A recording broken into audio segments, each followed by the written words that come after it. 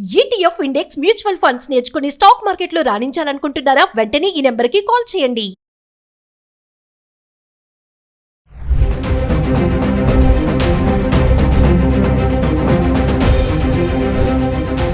నమస్కారం, నేను మీ అడ్వకేట్ సంగీతాని. మనకి రోజు నిత్యం మనం ఒకటి వింటూ ఉంటాం. మా ఇంటి పక్కన వాళ్ళు గ్యాస్ సిలిండర్ పేలి చనిపోయారు, లేదంటే వాళ్ళ ఇంట్లో గ్యాస్ లీక్ అయ్యింది. ఇలాంటివన్నీ మనం కామన్ గా వింటూనే ఉన్నాం.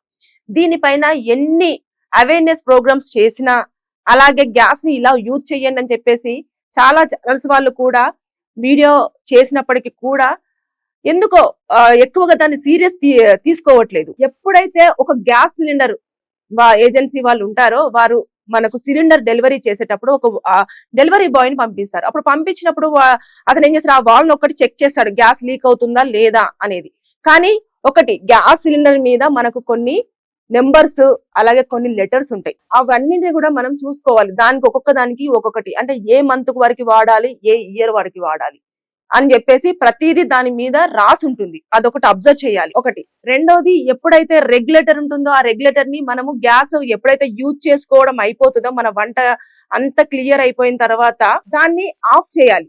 కానీ మనం ఆఫ్ చేయకుండా ఏం చేస్తాము, రెగ్యులేటర్ ని ఆన్ లో పెట్టేసి గ్యాస్ మాత్రమే ఆఫ్ చేస్తాం. కొన్నిసార్లు అది తెలియకుండానే లీక్ అవుతుంది. కొంతమంది ఏమో పైప్స్ తక్కువలో వచ్చేస్తున్నాయి కదా అని చెప్పేసి ఏదైతే సిలిండర్ కి ఉన్ని స్టవ్ కి ఉండే పైప్ ఉంటుంది కదా, దాన్ని చాలా చీప్ లో తీసుకుంటారు, తక్కువ ధరకు వచ్చింది కదా అని చెప్పేసి. అవి కూడా చాలా డేంజరే. సో ప్రతిదీ మనము దాని విషయంలో చాలా జాగ్రత్తగా ఉండాలి. ఇవన్నీ కూడా మనం జాగ్రత్త తీసుకున్నప్పటికీ కూడా గ్యాస్ లీక్ అయి సిలిండర్ బ్లాస్ట్ అయి ప్రాణ నష్టం కానివ్వండి, ఆస్తి నష్టం కానివ్వండి, ఎవరైనా లక్కీగా గాయాలతో బ్రతికి బయట పడితే వారికి కొంత అమౌంట్ అనేది ఎవరైతే మనకు సిలిండర్ వేస్తున్నారో డెలివరీ చేస్తున్నారో వారు ఇన్సూరెన్స్ అనేది చేస్తూ ఉంటారు. అప్పుడు కానివ్వండి కాంపన్సేషన్ వస్తుంది కంపల్సరిగా. సో ఎప్పుడైతే ప్రాణ నష్టం జరుగుతుందో వారికి 6 లక్షలు, అలాగే ఆస్తి నష్టం జరుగుతుందో 2 లక్షలు. అంతేకాకుండా ఎవరైతే ఈ గాయాలతో బయటపడి హాస్పిటల్ ఖర్చులు ఉంటాయి కదా, దానికోసం 2 లక్షలు కేటాయిస్తారు. ఇది చాలా మందికి తెలియకపోవచ్చు. ఒకవేళ ప్రమాదం జరగొద్దనే కోరుకోవాలి మనం. ఒకవేళ ఇన్ కేస్ నిర్లక్ష్యం వల్లనో లేదంటే సిలిండర్ లీక్ అయినా కనుక్కోకపోవడం వల్లనో చాలా బ్లాస్టులు జరిగి చాలా నష్టం, పెద్దగా నష్టం అవుతుంది. కొన్నిసార్లు ఏమవుతుందంటే పక్కన ఇల్లు కూడా మన మంటలలో తగలబడిపోతూ ఉంటుంది. ఎందుకంటే గ్యాస్ కాబట్టి అది కొంచెం తొందరగా పాస్ అవుతూ ఉంటుంది. అలాంటి సమయంలో కూడా వాళ్ళు కూడా దాన్ని చూపించేసి వాళ్ళు కూడా నష్టాన్ని పొందవచ్చు. ఏదైతే ఆస్తి నష్టం జరుగుతుందో, అంటే వాళ్ళ ఇల్లు డ్యామేజ్ అవ్వడం కానివ్వండి, ఇలాంటివి ఏమైనా ఉన్నా కూడా వాళ్ళు కూడా ఆ అమౌంట్ ని క్లెయిమ్ చేసుకోవచ్చు. ఇవన్నీ ఉంటాయి. అయితే ముందుగా మనం ఎలాంటి చర్యలు తీసుకోవాలి, దీని మీద చాలా వరకు వీడియోస్ వచ్చినా కూడా ఇప్పటి వరకు దీన్ని ఎవరు పట్టించుకోవట్లేదు సరిగ్గా. ప్రాణం ఒక్కసారి పోతే తీసుకొచ్చుకోలేనిది. మనం జాగ్రత్తలు చాలా పాటించాలి.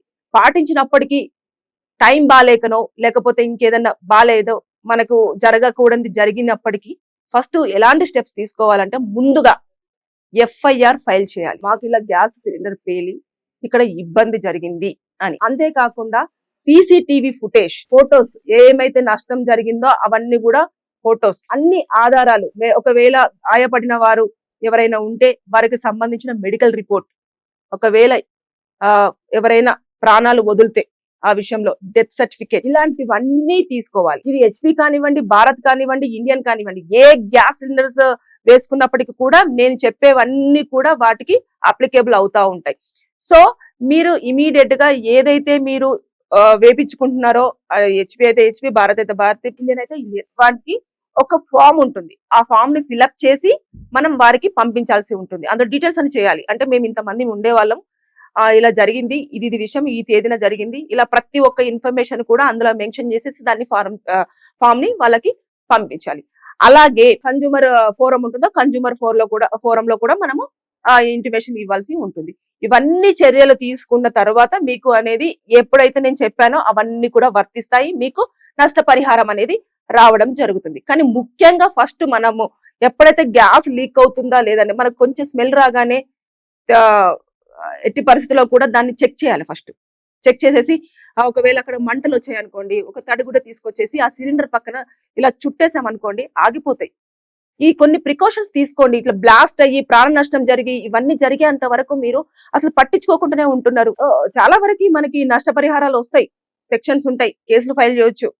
వాళ్ళకు ఎవరైతే గ్యాస్ ఏజెన్సీ వాళ్ళు ఇర్రెస్పాన్సిబిలిటీగా వాళ్ళు సరిగ్గా గ్యాస్ ఫిల్అప్ చేయకపోవడం కానివ్వండి, దాన్ని వాల్ సరిగ్గా ఇవ్వకపోవడం కానివ్వండి, రెగ్యులేటర్ మనము పెట్టుకున్న రెగ్యులేటర్ దానికి కొన్నిసార్లు పెడుతుంటే సెట్ అవ్వదు.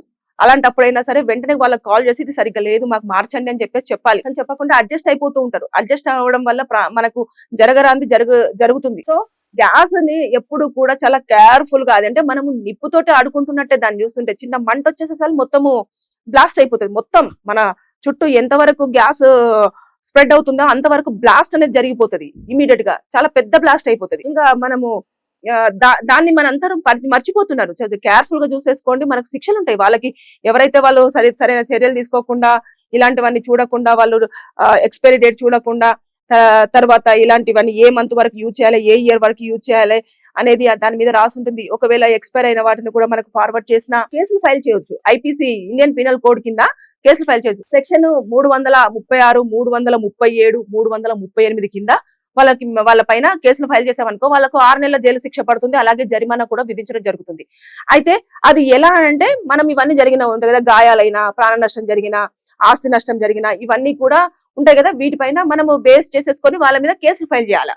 ఇలా జరిగింది మనం ఎఫ్ఐఆర్ అని చెప్పేసి కదా, ఎఫ్ఐఆర్ ఫైల్ చేయాలి అన్నప్పుడు ఇవన్నీ చూపించైతే అది సీసీటీవీ ఫుటేజ్ కానివ్వండి, అక్కడ ఉన్న ఫొటోస్ కానివ్వండి, మన మెడికల్ రిపోర్ట్ కానివ్వండి, డెత్ సర్టిఫికేట్ కానివ్వండి, ఇవన్నీ చూపించి ఉంటాయి కదా.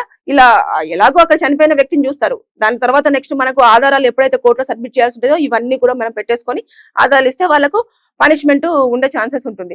సో ఇవన్నీ జాగ్రత్త తీసుకోండి. తీసుకుంటే మీకు ప్రాణం అనేది చాలా విలువైంది. అసలు మీరు గ్యాస్ సిలిండర్ లీక్ అయినా, లేకపోతే స్మెల్ వచ్చినా, లేకపోతే మీరు పడుకునేప్పుడైనా సరే 1కి 2 సార్లు చెక్ చేసుకొని రెగ్యులేటర్ ని అది చూసేసుకోండి. పైప్ కూడా ఏదైతే మనకు ఉంటుందో ఆ పైపు సిలిండర్ కి కానివ్వండి, అలాగే స్టవ్ కి కానివ్వండి, కనెక్ట్ చేస్తున్న పైప్ ఏదైతే ఉంటుందో అది కరెక్ట్ గా ఉందా లేదా. కొన్ని సార్లు హోల్ పడతాయి. చాలా చీప్ గా తీసుకొచ్చుకుంటారు కొంతమంది, తక్కువలో వచ్చింది వాళ్ళ బడ్జెట్ ని బేస్ చేసుకొని. కానీ ఈ ఒక్క విషయంలో మాత్రం జాగ్రత్తలు తీసుకోండి. అది లీక్ అయిన తర్వాత మనం ఏమి చేయలేము. చిన్న మంట తగిలినా సరే బ్లాస్ట్ అయిపోతుంది. కాబట్టి మన చేతుల్లో ఉండదు ఆ టైం. ఇంకా అసలు ఇంకా మన చేతిలో నుంచి వెళ్ళిపోతుంది. సో కాబట్టి ఇది జరగక ముందే మనం జాగ్రత్త తీసుకోవాలి. ఒకవేళ ఇన్ కేస్ ఇన్ని జాగ్రత్త తీసుకున్నప్పటికీ కూడా ప్రమాదం జరిగినప్పుడు నేను చెప్పినట్టుగా ఇండియన్ పీనల్ కోడ్ కింద 336, 37, 38 ఇలాంటి జరిగితే ఇండియన్ పీనల్ కోడ్ కింద నేను చెప్పేసాను కదా, సెక్షన్ 336, సెక్షన్ 337, సెక్షన్ 338 ఇవి గుర్తుపెట్టుకోండి. ఇవి చిన్న గాయాలైనా, ప్రాణ నష్టం జరిగినా, ఆస్తి నష్టం జరిగినా కూడా ఇవన్నీ కూడా అప్లికేబుల్ అయ్యి వాళ్ళకు పనిష్మెంట్స్ పడతాయి. Thank you.